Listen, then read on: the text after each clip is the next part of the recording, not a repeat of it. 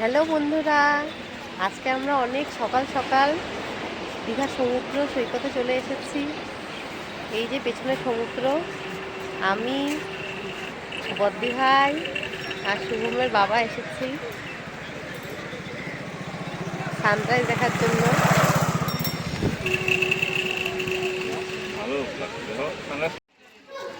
ভোরবেলা দীঘা সমুদ্র সৈকতের ভিউটা ছিল অপূর্ব। এই সময় আমরা খুবই ভালো সময় কাটিয়েছিলাম। ভূমিত তো এই সময় ঘুমিয়েছিল, তাই ভূমিতকে ছাড়াই আমরা এই সময় সমুদ্র সৈকতে এসেছিলাম। এরপরে আমরা দীঘার সাইট সিনে বেরিয়েই প্রথমে পৌঁছে গেছিলাম মন্দারমণি।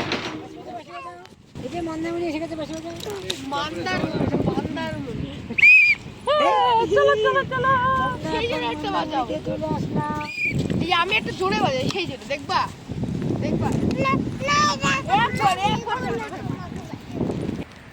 আমরা এখন মন্দারমণিতে, কিন্তু এসে সমুদ্র এতটা দূর যে আমরা কিছুই সমুদ্র দেখতে পাচ্ছি না, শুধু আওয়াজ শুনতে পাচ্ছি। আর অতটা দূরে যাওয়া সম্ভব না।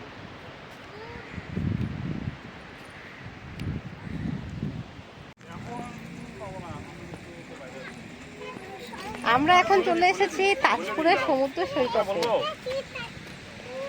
এই শুভম, বলো কোথায় এসেছো বলো। তাজপুর থেকে তো স্পিড বোর্ডে যেতে লাগে বলে। এটা তাজপুর বাবা, তুমি বলে ইসেতে যেতে লাগে স্পিড বোর্ডে করে। কোথায় যেতে লাগে? এটাই নাকি তাজপুরে বলে স্পিড বোর্ডে যেতে লাগে। হ্যাঁ, আমরা স্পিড বোর্ডে তাজপুরে আবার স্নান করবে?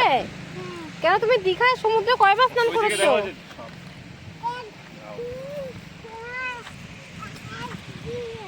দুইবার করেছো, আরো স্নান করতে ইচ্ছা করছে না? ধরো না, তাকাও একটু, তাকাও এদিকে তাকাও।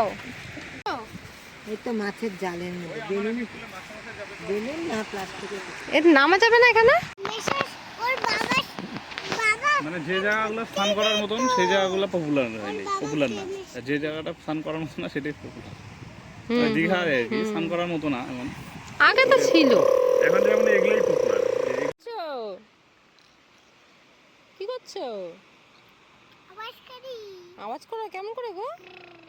তাই? আর ঘুরে করো তো, ঘুরে ঘুরে তো করো তো। না না, ঘুরে করো তো দেখি। তাজপুরের সমুদ্র সৈকতের সামনে বসে ভূমিত একটু সময় কাটাচ্ছিল, আর ওর বাবা তখন ওর ছবি তুলছিল। এরপরে আমরা আবার শঙ্করপুরের উদ্দেশ্যে রওনা হলাম।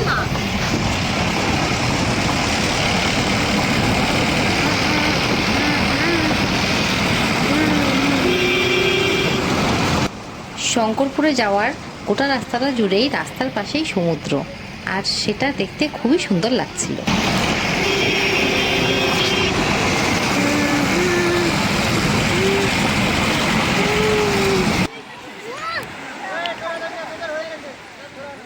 শুভম, কোথায় এসেছো? শুভম, কোথায় এসেছো?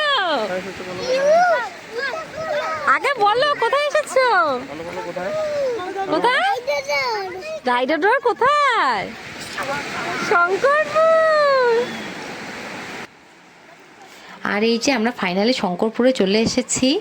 এখানে ভূমিতে আসার খুবই ইচ্ছে ছিল, কারণ টিভিতে একটা গল্পতে এই শঙ্করপুরের নামটা প্রায়ই শোনে।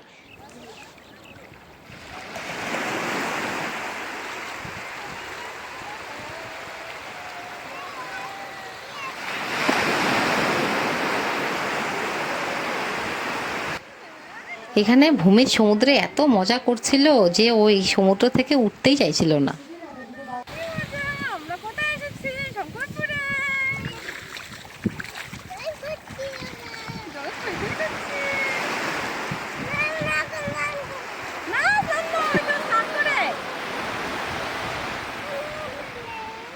এখানে কেউ স্নান করে না রে বাবা, এই জায়গাটা বালুটা ভালো আছে। ভূমিত এখানে এসে সমুদ্রে স্নান করার জন্য জেদ করছিল, কিন্তু আমরা ওকে কেউই এই সময় সমুদ্রে আর বেশি নামতে দেইনি। এরপরে আমরা চলে এসেছিলাম নায়কালী মন্দিরে।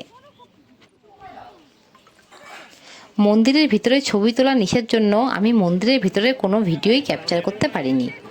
এরপরে আমরা চলে এসেছি ঢেউসাগর পার্কে। হলো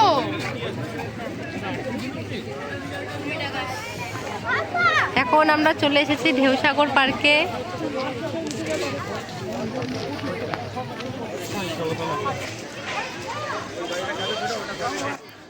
এই যে আমরা পার্কের ভেতরে চলে এসেছি। এই পার্কটা তো আমি আগে শুনেছিলাম যে খুব সুন্দর, কিন্তু ভিতরে ঢুকে দেখছি যে পার্কটা সত্যিই খুব সুন্দর।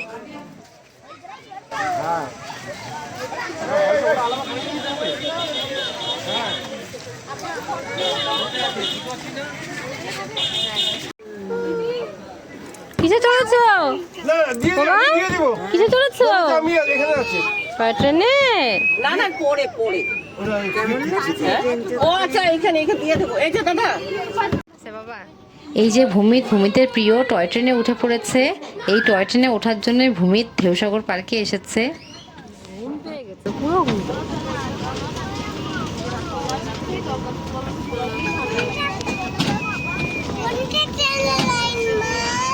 রাস্তার উপর দিয়ে চলছে বাবা।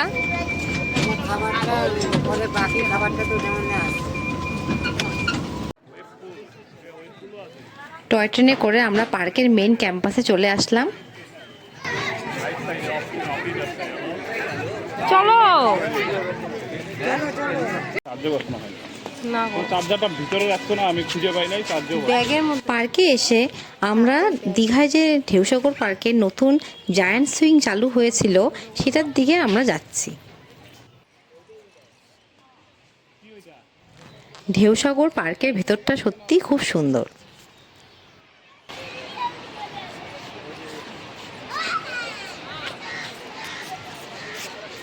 কি সুন্দর! এই যে ঢেউসাগর পার্ক থেকে হোটেলে এসে কিছুক্ষণ রেস্ট নিয়ে আমরা আবার সবাই মিলে চলে এসেছিলাম নিউ দীঘা সি বিচের মার্কেটে। এখানকার মার্কেটটাও খুব সুন্দর, আর এখান থেকে সেদিন আমরা প্রচুর মার্কেটিংও করেছি।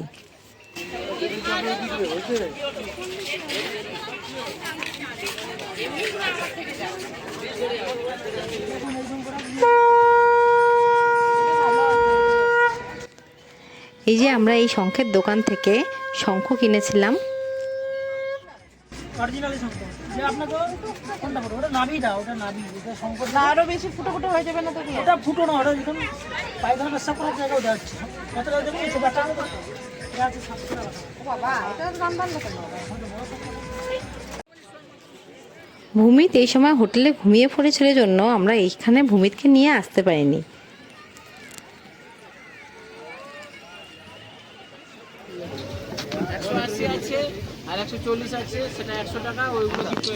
এখন আমরা এই মাছের দোকান থেকে একটা পমফ্রেট মাছ নিয়েছি, দেখি কেমন লাগে খেতে।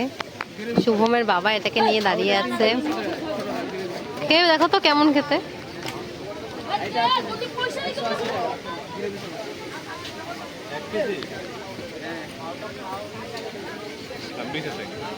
খুব ভালো, মাছটা খেতে খুব টেস্টি ছিল। আজকের মতো ভিডিওটি এই পর্যন্তই। ভিডিওটি যদি ভালো লেগে থাকে তাহলে তোমরা অবশ্যই আমাদের চ্যানেলটিকে সাবস্ক্রাইব করে দিও।